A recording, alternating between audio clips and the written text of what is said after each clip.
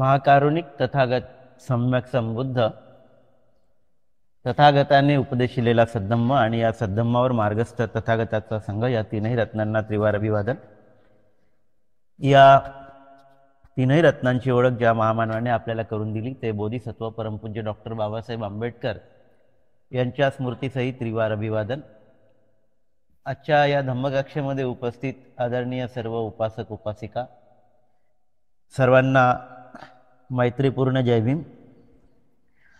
तर मिलिंद प्रश्न अंतर्गत आपण चौथ्या वर्गापर्यंत येऊन पोहोचलेलो आहोत, ज्याला हनुमान वर्ग असं म्हटलेलं आहे। आणि या प्रकरणाअंतर्गत हनुमानासंबंधी प्रश्न, तर या संदर्भाने आपलं वाचन झालेलं आहे। तर हे थोडंसं प्रकरण आपण समजून घेण्याचा प्रयत्न करूया।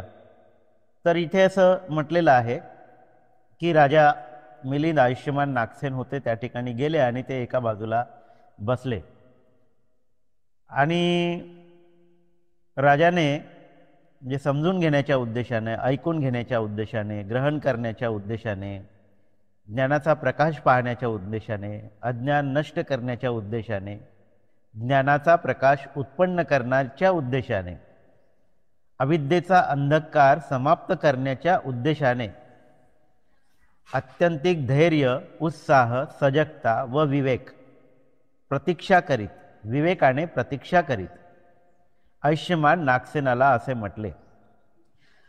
तर या ठिकाणी राजा जो काही धम्म ग्रहण करण्यासाठी गेलेला आहे, तर तो राजा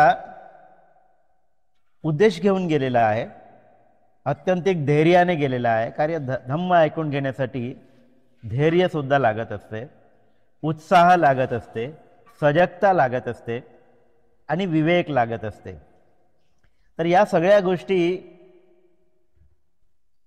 सर्व गोष्टीने युक्त असं आपण जेव्हा एखाद्याकडे जाऊन धम्म श्रवण करतो, तेव्हा खऱ्या अर्थाने आपल्याला तो धम्म अधिकाधिक चांगल्या पद्धतीने समजून घेता येते। तर आपल्याला ही गोष्ट ग्रहण करण्यासाठी आहे, ग्रहण करण्यासारखी आहे की आपण एक योग्य उद्देश ठेवून आपल्या गुरुकडे गेलं पाहिजे, धैर्याने गेलं पाहिजे, उत्साहाने गेलं पाहिजे, सजगतेनं गेलं पाहिजे। आपलं चित्त थारावर नसेल, जाग्यावर नसेल, तर आपल्या गुरुनं आपल्याला काही सांगितलं तरी मात्र आपल्याला ते समजणार नाही। म्हणून सजगताही पाहिजे आणि विवेक पाहिजे, आपली विवेक बुद्धी जागृत पाहिजे। तर ह्या चार गोष्टी या ठिकाणी प्रामुख्याने सांगण्यात आलेल्या आहेत, ते खऱ्या अर्थाने इथून आपल्याला ग्रहणशील करण्यासारख्या आहे। धम्म ग्रहण करत असताना या गोष्टीचा आपल्याला भान असायला पाहिजे। तर या सगळ्या गोष्टीचं भान ठेवून राजा आपल्या गुरुकडे गेलेला आहे आणि आपल्या गुरुला म्हणजेच नागसेनाला तो विचारतो आहे। काय विचारतो आहे? तर अगदी सोपा प्रश्न आहे। ते म्हणतात, आपण बुद्धांना पाहिलं काय? तर बनते म्हणतात नाही। तुमच्या आचार्यांनी बुद्धाला पाहिलं काय? तर ते म्हणतात नाही, आमच्या आचार्यांनी पण बुद्धाला पाहिलं नाही। तर मग ते म्हणतात की तुम्ही बुद्धाला पाहिलं नाही, तुमच्या आचार्यांनी बुद्धाला पाहिलं नाही, तर याचा अर्थ एक असा आहे की बुद्ध होऊन गेलेले नाहीत, कारण बुद्ध होऊन गेल्याचं कोणतेही प्रमाण तुमच्याकडे उपलब्ध नाही। असा हा राजाचा एक स्वाभाविक प्रश्न बनते नागसेनाला आलेला आहे आणि त्याचं अतिशय समर्पक असं उत्तर त्यालाच प्रतिप्रश्न विचारून बनते नागसेनांनी त्याला दिलेला आहे। मिलिंद प्रश्नामध्ये आपण हेच पाहिलं की बनते नागसेनांनी प्रतिप्रश्न विचारून त्यांच्याच तोंडून उत्तर वदवून घेतलेलं आहे, अनेक ठिकाणी आपल्याला पाहायला मिळते। ते म्हणतात की तुमच्या अगोदर झालेल्या राजांना, पूर्वीचे जे काही राजे होते तुमच्या वंशातले, त्यांना तुम्ही पाहिले असावे। ते म्हणते नाही, मी काही पाहिलेलं नाही।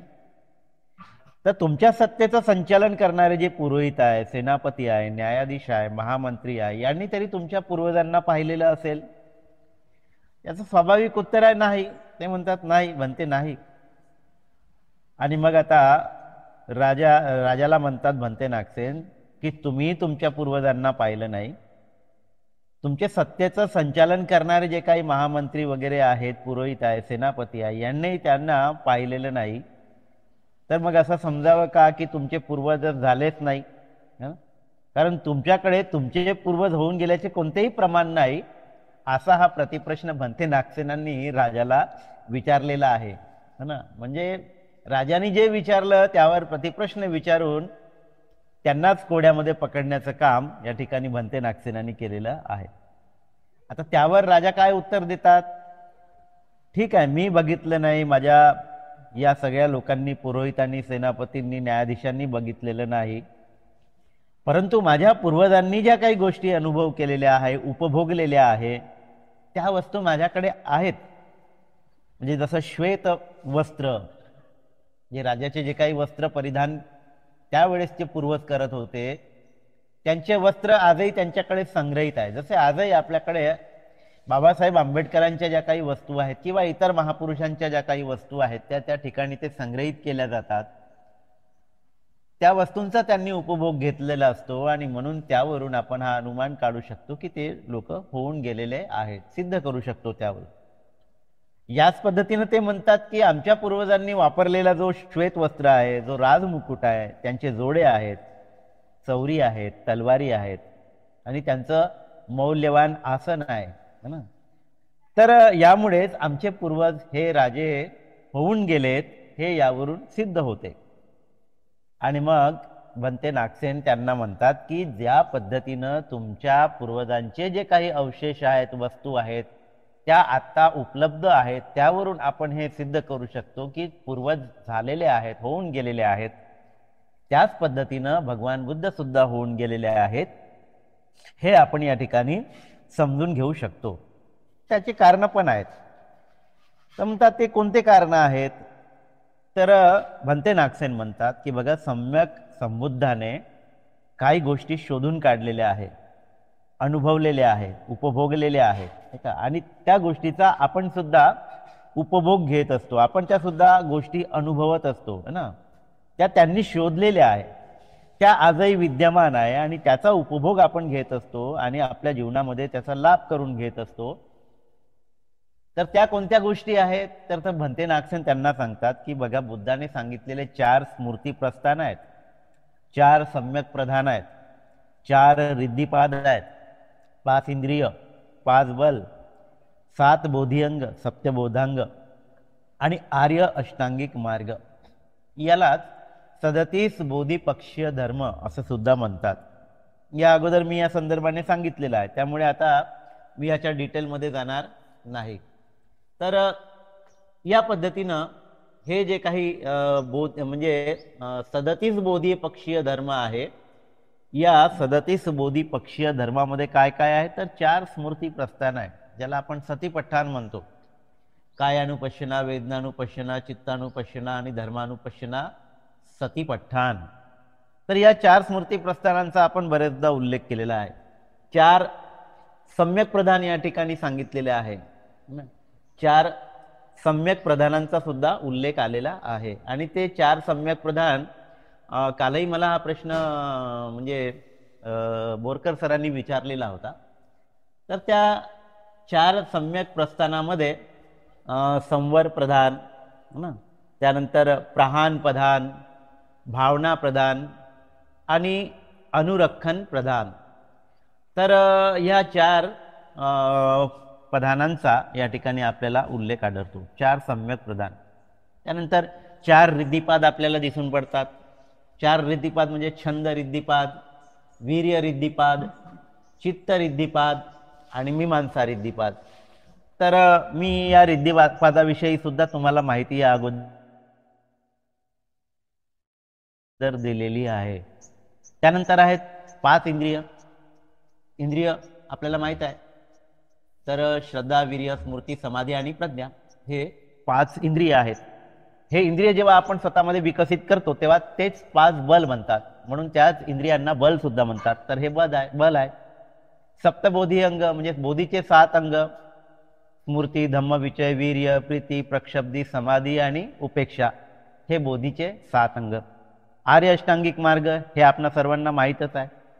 तर बुद्धाने हे 37 बोधिपक्षीय धर्म जे काही सांगितलेले आहे, या 37 बोधिपक्ष आजही उपलब्ध आहेत आणि म्हणून यामुळे भगवान बुद्ध होऊन गेलेले आहे. या कारणामुळेच, या हेतूमुळेच, या तर्काच्या द्वारे, या अनुमानाच्या द्वारे कळते की भगवान बुद्ध होऊन गेलेले आहेत.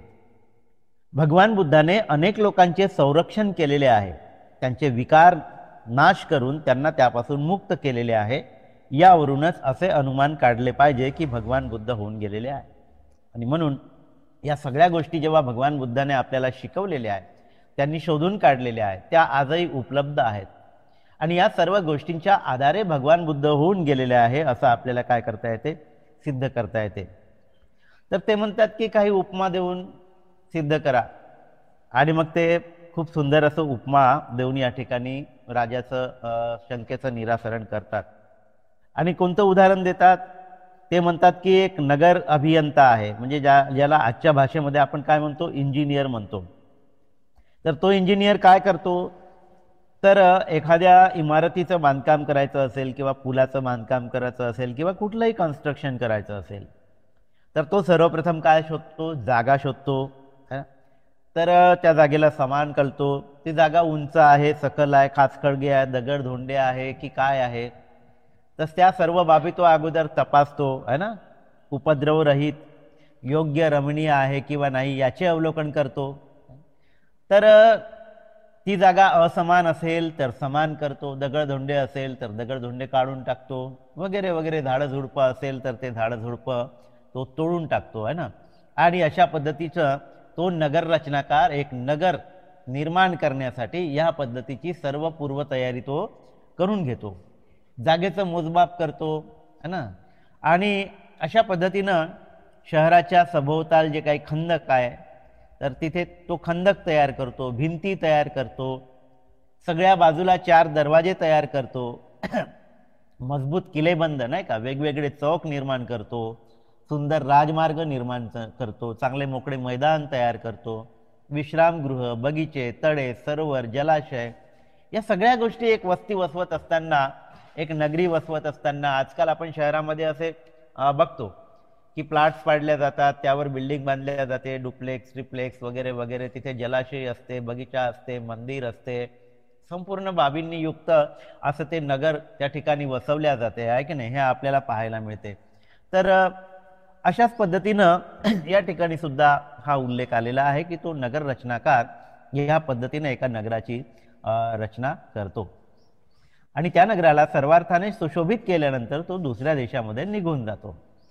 आता नंतर काय होते, तर कालांतराने ते नगर संपन्न होते, समृद्ध होते, अन्नधान्यांनी परिपूर्ण, शांत, यशस्वी, सुरक्षित, संकटरहित, उपद्रवरहित होऊन तेथे अनेक प्रकारचे लोक एकत्र व्हावेत. एकत्र होतात त्या ठिकाणी लोक. तेथे सर्वसामान्य लोक म्हणजे सगळ्याच पद्धतीचे लोक त्या ठिकाणी असतात. सैनिक असतात, ब्राह्मण, वैश्य, शूद्र, है ना, पायदळ, धनुर्धारी, तलवारधारी, चिखलधारी. आता हे सगळे त्या काळातले शब्द आहेत. त्या काळामध्ये अशा पद्धतीचे लोक होते, व्यवस्था तशी होती, म्हणून त्याच पद्धतीच्या शब्दांचा उल्लेख आलेला आहे. आता आपण म्हणू शकतो की त्या वसवलेल्या वस्तीमध्ये कोणी इंजिनियर असतील, कोणी डॉक्टर असतील, कोणी वकील असतील, कोणी प्राध्यापक असतील, कोणी नौकर असतील, कोणी कारखान्यात काम करणारा असेल, कोणी शेतमजूर असेल, वगैरे वगैरे, आहे की नाही. तर आजच्या परिस्थितीमध्ये आपल्याला असं दिसून पडते. त्याच पद्धतीने तिथे कोणी शूद्र असेल, कोणी नावी असेल, कोणी लोहार असेल, कोणी साळी, माळी, सुवर्णकार, चांदीकार, सर्वच जाती धर्माचे लोक त्या ठिकाणी आपल्याला दिसून पडते. आजही आपल्याला अशा पद्धतीच्या म्हणजे जिथे वस्त्या वसवल्या जातात त्या ठिकाणी आपल्याला अनेक जाती धर्माचे लोक आपल्याला पाहायला मिळतात. तर अशा अनेक शब्दांचा इथे वापर केला गेलेला आहे. कोणी गवत विकणारा, मोडी विकणारा, हमाली करणारा, पान विकणारा, फळं विकणारा, इत्यादी इत्यादी सर्व प्रकारचे लोक त्या ठिकाणी येऊन वास्तव्य करीत असतात. शाक्य, ग्रीन, चीन, विलायत, उज्जैन, भड़ोद, कच्छ, काशी, कोशल वगैरे वगैरे. आता एखाद्या मुंबईमध्ये आपल्याला बिहारचे लोक दिसून पडतात, उत्तर प्रदेशातले लोक दिसून पडतात, इकडे दक्षिणेमधले केरळचे लोक दिसून पडतात. म्हणजे सर्वच प्रांतातले लोक त्या ठिकाणी येऊन वास्तव्य करतात. अशा पद्धतीची ही नगरी या ठिकाणी विकसित होत असते, विकसित होत असते, आहे की नाही. अशा पद्धतीने या ठिकाणी म्हटलेलं आहे.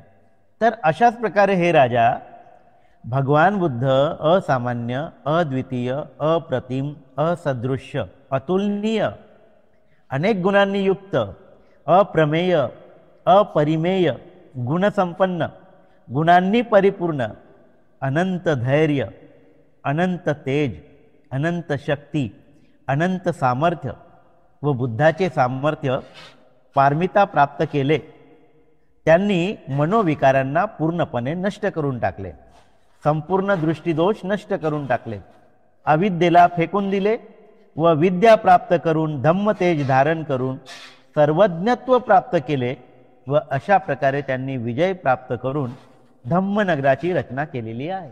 कोणी? भगवान बुद्धांनी अशा या धम्मनगराची रचना केलेली आहे. कशा पद्धतीनं? जसं त्या इंजिनियरने अगोदर जागा शोधली, साफसूफ केली, खाचखळगे दूर केले, त्याच पद्धतीनं भगवान बुद्धांनी सुद्धा या ठिकाणी केलेला आहे. आणि अशा पद्धतीनं हा मार्ग जो आहे तो त्यांनी शोधून काढलेला आहे. आणि तो शोधून काढत काढत त्यांनी अविद्येला फेकून दिलेले आहे, अविद्या नष्ट केलेली आहे, जे दोष आहे ते दूर केलेले आहे, जे मनातले विकार आहे ते पूर्णपणे नष्ट केलेले आहे ना. तर स्वतःला गुणांनी भरलेला आहे, परिपूर्ण केलेला आहे. त्यांच्यामध्ये अनंत धैर्य आहे, अनंत तेज आहे, प्रकाशाचं तेज आहे, प्रज्ञेचं तेज आहे, त्यांच्यामध्ये अनंत शक्ती आहे, वीर्य आहे, सामर्थ्य आहे त्यांच्यामध्ये है ना. पारमिता त्यांनी पूर्ण केलेल्या आहेत, मनोविकारांना पूर्णपणे नष्ट केलेला आहे.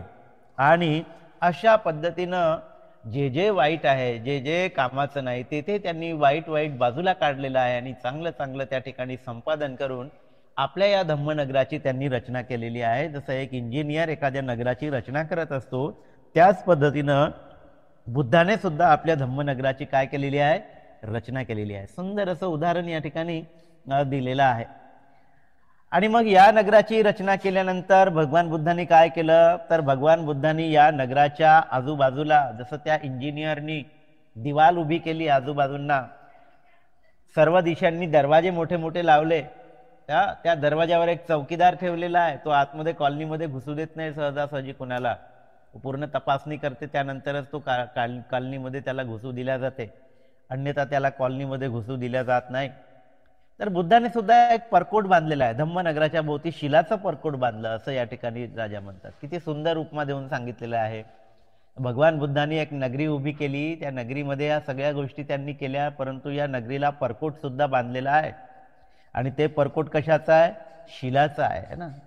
लज्जेचे खंदक आहे, लाज बाळगणे हा फार मोठा गुण आहे ना. त्याला री असं म्हणतात, पालीमध्ये री असं म्हणतात. तर लज्जा बाळगणे हे काय? खंदक म्हटलेलं आहे यांना. आणि दुसरं, आगारांना ज्ञानाचे दरवाजे आहेत, प्रज्ञेचे दरवाजे आहेत, ज्ञानाचे दरवाजे, त्याला आपण प्रज्ञा म्हणतो. तर त्या जिथे प्रज्ञा असेल तिथे कोणीही शत्रू घरामध्ये प्रवेश करू शकत नाही, कारण तो आपल्या प्रज्ञेने जाणतो की आता हा शत्रू आलेला आहे की मित्र आलेला आहे. तो कशाच्या आधारावर आपण जाणतो? तर प्रज्ञेच्या आधारावर जाणतो. म्हणून या धम्मनगराला प्रज्ञेचे दरवाजे आहेत, दृष्टीचे दरवाजे आहेत. या दृष्टीनं, या प्रज्ञेनं आपण त्यामध्ये शिरणाऱ्या ज्या काही बाबी आहेत त्यांना प्रत्यक्ष आपल्या प्रज्ञेने पाहत असतो है ना. नंतर म्हणतात की सामर्थ्याचे मिनार आहे, मिनार सामर्थ्य प्राप्त करतो. जेव्हा आपण धम्ममार्गावर आरूढ होतो तेव्हा आपल्यामध्ये बल प्राप्त होते, शांती प्राप्त होते, सहनशीलता प्राप्त होते, मैत्रीचा विकास होतो. हे सगळे बल जे आहेत ते आपल्याला प्राप्त होत जाते आणि अनेक पद्धतीचे बल पुढे पुढे जाऊन आपल्याला प्राप्त होते, ज्याला अभिज्ञा म्हणतात है ना. 6 प्रकारच्या अभिज्ञा सांगितलेल्या आहेत, त्या अभिज्ञा आपल्याला प्राप्त होतात. हे सामर्थ्य आपलं या ठिकाणी वाढत असते. आणि हे सामर्थ्य म्हणजे काय? मिनार आहे. मिनार कसे असतात? उंच उंच मिनारे असतात. आपल्याला हे मिनार वगैरे आपण तुम्ही पाहिलं असेल, विशेषतः हैदराबाद मधलं 4 मिनार अतिशय प्रसिद्ध आहे ना. तर ते कसं आहे? उंच आहे. त्यामुळे आपली सुद्धा उंची वाढत जाते, आपलं सामर्थ्य वाढत जाते, आपलं बल वाढत जाते. आणि ती जी काही उंची आहे ते मनाचं जे काही सामर्थ्य आहे ते कसं आहे? ते म्हणजे मिनार आहे. नंतर म्हटलं आहे की श्रद्धेचा पाया आहे, कारण श्रद्धेशिवाय आपल्याला पुढे जाता येत नाही. मग म्हटलं आहे की स्मृतीचा पहारेकरी नेहमी दरवाजावर उभा असतो, म्हणजे आपण सजग असतो. आपली जी काही सजगता आहे त्या सजगतेमुळे आपल्या मनामध्ये एक प्रकारे जे काही कुशल किंवा अकुशल निर्माण होते त्याविषयी आपण काय असतो? तर आपण अवेअर असतो, आपण सजग असतो, ते आपण जाणत असतो. आणि म्हणून जे कुशल आहे त्याचं संवर्धन करतो आणि जे काही अकुशल आहे त्याचं काय करतो? आपण निर्जरा करतो, त्याला दूर सारण्याचा प्रयत्न करतो. आणि म्हणून हा अशा पद्धतीचा आपण पहारा देतो. आपल्या मनावर आपल्या स्मृतीला जागृत ठेवून आपण आपल्या मनाचं संरक्षण करतो. आपल्या मनाची आपण पहिरेदारी करत असतो, आहे की नाही. म्हणून प्रज्ञेचे विशाल भवन आहे, त्याचप्रमाणे सुत्ताचे म्हणजे पिटकांचे विशाल अंगण आहे, विशाल अंगण आहे सुत्त पिटक है ना. आणि त्या सुत्त पिटकामध्ये भगवान बुद्धांनी केलेला उपदेश अथांग असा म्हणजे एक प्रकारे तिथे ज्ञान आपल्याला दिसून पडते. अथांग अशा पद्धतीनं भगवान बुद्धांनी केलेला उपदेश आपल्याला त्या सुत्त पिटकांच्या माध्यमातून आपल्याला दिसून पडते. आणि हे काय आहे तर त्याला म्हटलेलं आहे विशाल अंगण आहे. अंगण पाहिजे ना खेळायला, आणि मग खेळायला अंगण पाहिजे, विचरण करायला अंगण पाहिजे, आपल्याला चालायला अंगण पाहिजे. त्याच पद्धतीनं या धम्मनगरीमध्ये सुद्धा अंगण आहे. आणि ते कशाचं अंगण आहे तर सुत्तपिटकाचं अंगण आहे.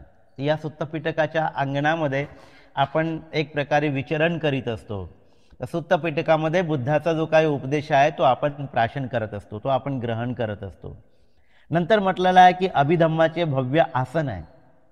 अभिधम्म पिटकामध्ये बुद्धांनी जे काही सखोल असं ज्ञान आपल्याला दिलेलं आहे, जे काही महत्त्वपूर्ण उपदेश आपल्याला दिलेला आहे, जे काही तात्विक उपदेश भगवान बुद्धाने आपल्याला दिलेले आहे, त्या अभिधम्माचा संग्रह त्यामध्ये त्या ठिकाणी आपल्याला हे उपदेश त्या अभिधम्मामध्ये आपल्याला दिसून पडते. आणि हा अभिधम्म कसा आहे तर आसनासारखा आहे ना, आसनासारखा आहे. पुढे असं म्हटलेलं आहे की विनयाचे न्यायालय आहे. म्हणजे विनय पिटक जे आहे ते कसं आहे तर विनय पिटकामध्ये भिक्षूंनी कसं वागलं पाहिजे या संदर्भातले जे काही नियम आहे त्या नियमानुसार त्या भिक्खूंनी वागायला पाहिजे, अन्यथा त्याला काय केल्या जाते, शिक्षासुद्धा दिल्या जाते. म्हणून विनय पिटक काय आहे तर ते न्यायालय आहे ना. अशा पद्धतीचं एक न्यायालय सुद्धा या धम्मनगरीमध्ये आपल्याला पाहायला मिळते है ना. आणि स्मृती प्रस्थानाकरिता विशाल असे मार्ग आहेत. तसेच हे राजा स्मृती प्रस्थान मार्गाच्या दोन्ही बाजूला मोठमोठी व्यावसायिक दुकाने आहेत. विशाल असा मार्ग आहे, स्मृती प्रस्थानाचा मार्ग आहे. 4 स्मृती प्रस्थानाचा मार्ग आहे. त्यालाच काय म्हटलेला आहे मुक्तीचा मार्ग है ना, मुक्तीचा मार्ग म्हटलेला आहे. आणि हा मार्ग म्हणजे स्मृती प्रस्थानाचा मार्ग, 4 स्मृती प्रस्थानाचा मार्ग. आणि हा मार्ग कसा आहे विशाल आहे, विशाल आहे. एकायनो भिक्कवे मग्गो सत्तानंग विशुद्धिया असं म्हटलेलं आहे या स्मृती प्रस्थानाच्या संदर्भामध्ये, की हा एकमेव मार्ग आहे जो मार्ग आपल्याला विशुद्धीकडे मुक्तीकडे घेऊन जातो. म्हणून या मार्गाचा आपण अवलंब केलं पाहिजे असं बुद्धांनी वारंवार या स्मृती प्रस्थानाच्या बाबतीमध्ये आपल्याला सांगितलेलं आहे. तर असा हा विशाल मार्ग आहे ना, विशाल मार्ग आहे. तर या मार्गाच्या दोन्ही बाजूला काय आहेत तर ते म्हणतात की जसं आपल्या नगरीमध्ये, आपल्या गावामध्ये, आपल्या वस्तीमध्ये, कॉलनीमध्ये रस्त्याच्या दोन्ही बाजूला दुकानं आपल्याला पाहायला मिळतात. सुंदर सुंदर अशी विविध वस्तूंची दुकानं लोक थाटत असतात. तर त्याच पद्धतीनं अशा या विशाल मार्गावर, स्मृती प्रस्थानांच्या विशाल मार्गावर काय आहेत तर दुकाने आहेत. कोणती दुकाने आहेत, जसं आता आपल्याला काय दिसते, फुलांची दुकानं दिसतात, सुगंधित द्रव्यांची दुकानं दिसतात, फळाचे दुकान दिसतात, औषधाचे दुकान, रसद्रव्याचे दुकान, अमृताचे दुकान, रत्नाचे दुकान. तर अशा पद्धतीच्या सर्व दुकानांची व्यवस्था आपल्या वस्त्यांमध्ये, कॉलनीमध्ये आपल्याला पाहायला मिळते. त्याच पद्धतीनं स्मृती प्रस्थानाच्या या धम्म मार्गावरील या विशाल अशा मार्गावर आपल्याला दुकानं सुद्धा पाहायला मिळतात, काही व्यावसायिक दुकानं. आता हा व्यावसायिक आपण नाही म्हणतायत, तर धम्म मार्गावर सुद्धा काही दुकानं थाटलेली आहे. आणि ती कोणती दुकानं आहे तर ज्याचा उल्लेख आपण या ठिकाणी आता केलेला आहे.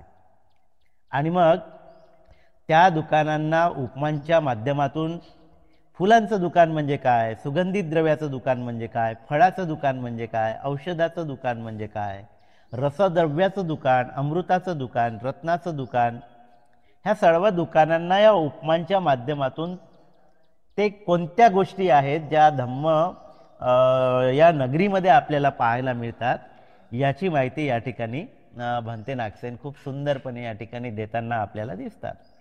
ते म्हणतात की विचारतात राजा की भगवान बुद्धाने कोणत्या फुलांचे दुकान आहे, भगवान बुद्धाचे कोणत्या फुलाचे दुकान आहे. भगवान बुद्धाने बसवलेल्या या नगरीमध्ये जो विशाल असा रस्ता आहे त्या रस्त्याच्या बाजूला जी काही दुकानं आहेत त्या दुकानामध्ये जे काही फुलाचं दुकान आहे ते कोणत्या फुलाचं दुकान आहे, असा हा प्रश्न या ठिकाणी राजाने भंते नागसेनाला विचारलेला आहे. तर ते म्हणतात की हे राजा, त्या भगवान अहर्त सम्यक संबुद्धाने शोधलेल्या, त्यांना माहीत असलेल्या इंद्रियाचे विषयाचे वर्गीकरण करून सांगितलेले आहे. इंद्रियांच्या विषयाचे वर्गीकरण करून सांगितलेले आहे. तर भगवान बुद्धांनी प्रत्येक गोष्ट वर्गीकरण करून सांगितलेले आहे, वेगवेगळं करून सांगितलेले आहे, विभाजित करून सांगितलेलं आहे, विश्लेषण करून सांगितलेलं आहे, संश्लेषण करून सांगितलेलं आहे, है ना. भगवान बुद्धाचा धम्म म्हणूनच आपण म्हणतो की सुआख्यात आहे, स्वाख्यातो भगवता धम्मो. इतका सुंदरपणे पटवून दिलेला आहे, इतका सुंदरपणे त्याला विश्लेषित केलेला आहे. तर या पद्धतीनं ते म्हणतात की इंद्रियाचे सुद्धा वर्गीकरण करून सांगितलेले आहे. आणि ते वर्गीकरण करत असताना सांगितलेलं आहे की अनित्य संज्ञा, दुःख संज्ञा, अनात्म संज्ञा. तर या पद्धतीनं ज्या काही संज्ञा आपल्या विकसित होत असतात, त्या संज्ञा धम्म मार्गावर विकसित होत असतात. आणि या संस्कारित अस्तित्वाचे जे काही लक्षणं आहेत, जे काही बोध आहेत, ते बोध आपल्याला माहित आहे, अनित्य, दुःख आणि अनात्म. तर ही संज्ञा त्या ठिकाणी काय होत असते, विकसित होत असते. धम्म मार्गावर आपण मार्गक्रमण करतो त्यावेळेस आपल्याला अनित्यता कळत असते, दुःखाचा बोध होत असतो, अनात्मतेचा बोध होत असतो. नंतर म्हटलेलं आहे की अशुभ संज्ञा, दुष्परिणाम संज्ञा, त्याज्य संज्ञा, म्हणजे या संज्ञांचा विकास होत जातो. अशुभ संज्ञा म्हणजे काय, तर आपल्या शरीराविषयी आपण जे काही भावना करतो, त्या शरीराविषयी भावना करत असताना आपलं शरीर कसं विच्छेद होते, ते कसं सळते, त्यामध्ये कसं त्याची वेगवेगळी गती होते, आहे ना. ते कसं निळं पडते, ते कसं क्षीण होते, ते लयाला कसं जाते, नाही का. तर ह्या सगळ्या ज्या काही भावना आहेत, तर या संदर्भाने अशुभ भावना म्हणजे अशुभ संज्ञा, ही संज्ञा सुद्धा आपल्याला उत्पन्न होते की ज्याला आपण शुभ म्हणतो. असं शुभ या शरीरामध्ये काही नाही. तर हे सगळं नाशिवंत, सडणारं शरीर आहे, नष्ट होणारं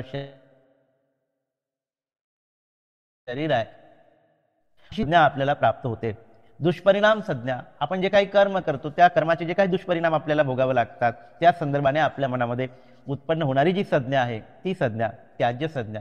मग आपण काय त्याज्य केलं पाहिजे, काय स्वीकारलं पाहिजे आणि काय दूर केलं पाहिजे, या पद्धतीचा आपल्या मनामध्ये एक प्रकारचा बोध उत्पन्न होतो, अशी संज्ञा उत्पन्न होते. त्यातून विराग संज्ञा उत्पन्न होते. म्हणजे जे काही आपण पकडून ठेवलेलं आहे, अनित्य बोध झाल्यामुळे आपण त्याला सोडलं पाहिजे, कारण यामध्ये अडकून पडल्यामुळे आपल्या जीवनामध्ये दुःखच निर्माण होणार आहे. अशा पद्धतीची संज्ञा आपल्यामध्ये उत्पन्न झाली की मग आपला जो या सगळ्या पंचकाम गुणांविषयीचं जे काही अट्रॅक्शन आहे, जे काही चिपकाव आहे, जे काही होल्डअप करण्याची भावना आहे, जे पकडून ठेवण्याची भाव आहे, त्याविषयी आपल्या मनामध्ये विरक्ती निर्माण होत असते. त्याला विराग संज्ञा म्हटलं आहे.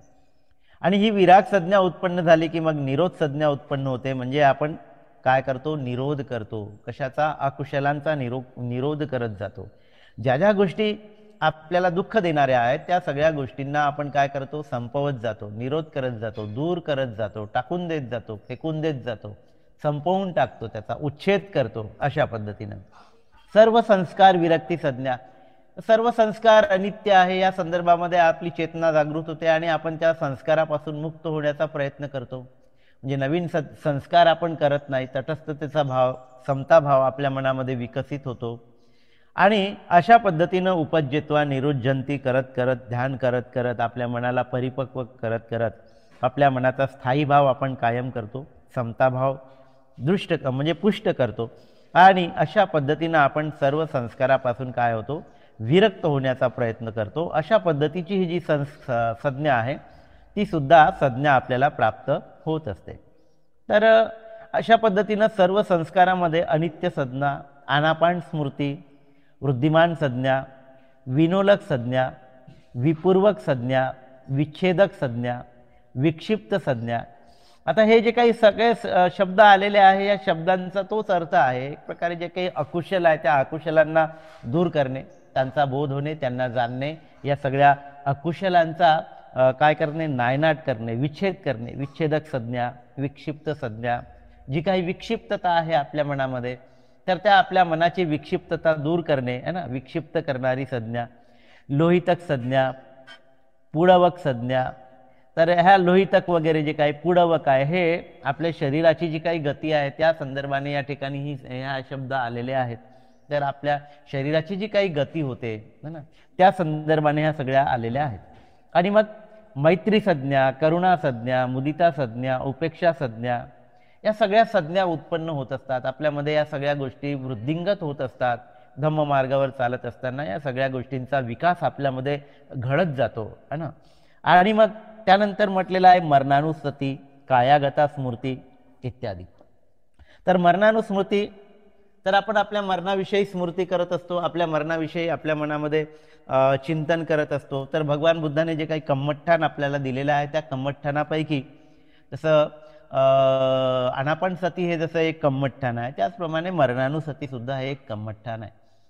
आणि या कम्मठ्ठानाचा अभ्यास करीत असताना आपण जेव्हा पालथी मांडून डोळे मिटून बसतो तेव्हा आपण आपल्या मरणाचं स्मरण करत असतो. आपल्या मरणाचं स्मरण करत असताना मी सुद्धा एक दिवस मरणार आहे, मला सुद्धा एक दिवस मरणाला सामोरं जायचं आहे, मला सुद्धा जे काही माझे जीवलग आहे त्या सगळ्यांना मी सोडून एक दिवस जाणार आहे, अशा पद्धतीचं आपण चिंतन करत असतो. आणि या चिंतनातून एक प्रकारची विरक्ती आपल्या मनामध्ये उत्पन्न होत असते. आणि म्हणून आपण निर्भय होत असतो, आपण मरणाला घाबरत नाही. मरण जेव्हाही येईल तेव्हा त्या मरणाला आपण हसत हसत स्वीकार करण्याची जी काही क्षमता आहे ती क्षमता आपल्यामध्ये विकसित होत असते. आणि मग जेव्हा मी एक दिवस मरणार आहे हे जेवढं सत्य आहे, आणि हे जर सत्य असेल तर मी माझं मी म्हणून जे काही कवटाळून ठेवलेलं आहे त्या संदर्भातली आपली जी काही आसक्ती आहे, जी आसक्ती आपल्याला भवचक्रामध्ये पाडते, त्या आसक्तीतून आपण मुक्त होतो. म्हणजे बुद्धांनी सांगितलेल्या या सगळ्या गोष्टींचा अभ्यास किती महत्त्वाचा आहे बुद्ध धम्मामध्ये. आणि आपल्या मानव जीवनामध्ये आपल्याला स्वतःला उन्नत करून घ्यायचं आहे, तर ह्या सगळ्या म्हणजे गोष्टी किंवा या सगळ्या बाबी ज्या बुद्धांनी सांगितलेल्या आहेत त्या किती मौलिक आहे, किती महत्त्वाच्या आहे.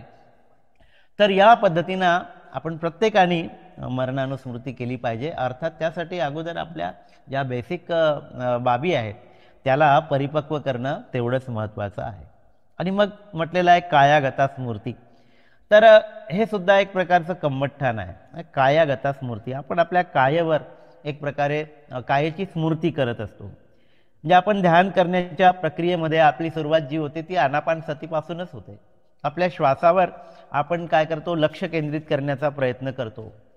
त्यानंतर आपण जे काही चालतो, बोलतो, उठतो, बसतो या संदर्भामध्ये आपली स्मृती जागृत करण्याचा प्रयत्न करतो.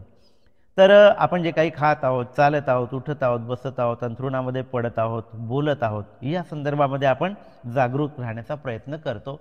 ही प्रारंभिक अवस्था आहे या कायागता स्मृतीची. आणि मग यानंतर आपण काय करतो, तर आपण आपल्या शरीराचं डोक्यापासून निरीक्षण करतो. आपल्या डोक्यावरचे केस आहे, त्या केसाच्या खाली जी काही त्वचा आहे त्या त्वचेनं आपला देह पूर्णपणे काय आहे, झाकलेला आहे. तर त्या त्वचेचा आपण निरीक्षण करतो, ती त्वचा जाणण्याचा आपण प्रयत्न करतो. आणि हे जाणण्याचा प्रयत्न करतो की या त्वचेचं जे आवरण आहे त्या आवरणाखाली जे काही बाबी आहे त्या बाबींचा मग आपण काय करतो, तर आपण त्याचं चिंतन करत असतो. तर जसं आपले केस आहेत, या केसावर चिंतन करतो. लोम आहे, म्हणजे लोम म्हणजे चामडी. मग आपले नख आहे, दात आहे, त्वचा आहे, मांस आहे, स्नायू आहे, हाडे आहे, अस्थिमज्जा आहे, मूत्राशय आहे, हृदय आहे, यकृत आहे, तर फुफ्फुस आहे, आतडे आहे, जठर आहे, विष्ठा आहे, पित्त आहे, कफ आहे, पू, रक्त, स्वेद, मेद, थुंकी, शेंबू, लस ना, या सगळ्या गोष्टीवर आपल्या शरीरामध्ये जे जे काही आहे त्या सगळ्या गोष्टीवरचं आपण चिंतन करतो. आणि हे सगळं चिंतन करीत असताना आपली काया कशा पद्धतीनं या सगळ्या बाबींनी भरलेली आहे ना, या गंदगीनं भरलेली आहे, अशा पद्धतीचं आपण चिंतन करत असतो. आपल्या शरीराला जाणण्याचा प्रयत्न करीत असतो, आपल्या शरीरांच्या अवयवांना जाणण्याचा प्रयत्न करत असतो, त्यांचे गुणधर्म जाणण्याचा प्रयत्न करत असतो. आणि यानंतर आपलं जे शरीर 4 महाभूतांनी बनलेलं आहे त्या 4 महाभूतांना आपण जाणण्याचा प्रयत्न करतो की हे जे मांस आहे, ही हड्डी आहे, हे काय आहे, तर हे पृथ्वी धातू आहे. मग आपल्या शरीरामध्ये जी काही अग्नी उत्पन्न होते ती अग्नी धातू आहे, तेज धातू आहे, वायू धातू आहे. अशा पद्धतीनं प्रत्येक बाबी आपण अतिशय सूक्ष्मपणे मनाच्या पातळीवर जाणून घेण्याचा प्रयत्न करतो.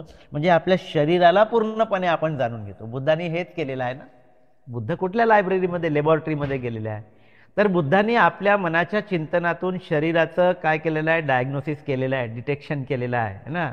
आणि अशा पद्धतीनं छिन्न विछिन्न करून प्रत्येक पार्ट आणि पार्ट भगवान बुद्धाने या ठिकाणी जाणून घेण्याचा आपल्या सूक्ष्म चित्ताच्या आधारावर प्रयत्न केलेला आहे. आणि त्यांनी ते शरीर, त्या शरीराची संरचना, तर त्या शरीरामध्ये काय काय गोष्टी आहेत त्या सगळ्या गोष्टी त्यांनी आपल्या चिंतनातून, आपल्या ध्यानाच्या अवस्थेतून त्यांनी हे जाणलेलं आहे. आणि या जाणण्यातून ते चारही धातू विभक्त करून पाहत असतात की हा पृथ्वी धातू आहे, हा आप धातू आहे, हा तेज धातू आहे, हा वायू धातू आहे, है ना. मग हे रक्त आहे, हे कसं आहे, वगैरे वगैरे, है ना. अशा पद्धतीनं तो या ठिकाणी ह्या सगळ्या बाबी आपल्या शरीरांविषयी पाहत असतो. यालाच आपण काय म्हणतो तर कायागता स्मृती, अशा पद्धतीचं हे एक ध्यान आहे. आणि या ध्यानाच्या माध्यमातून आपण सगळं काय करतो, आपल्या शरीरालाच शून्य विच्छिन्न करून आपण त्याला पाहत असतो. एक एक पार्टची जाणकारी आपल्याला त्यातून प्राप्त होत असते. तर अशा पद्धतीनं वर्गीकरण करून भगवान बुद्धाने ह्या सगळ्या गोष्टी सांगितलेल्या आहे, असं या ठिकाणी भंते नागसेन राजाला पटवून देतात, है ना. तर अशा तऱ्हेने इंद्रिय विषयाचे वर्गीकरण करून सांगितलेले आहे. पुढे काय म्हणतात, येथे जो कोणी वृद्धत्व मरण यापासून मुक्त होण्याची इच्छा करतो तो यापैकी कोणताही एक इंद्रिय विषय स्वीकार करीत असतो आणि त्या इंद्रिय विषयापासून आसक्तीचा नाश करतो. कशाचा नाश करतो, आसक्तीचा नाश करतो.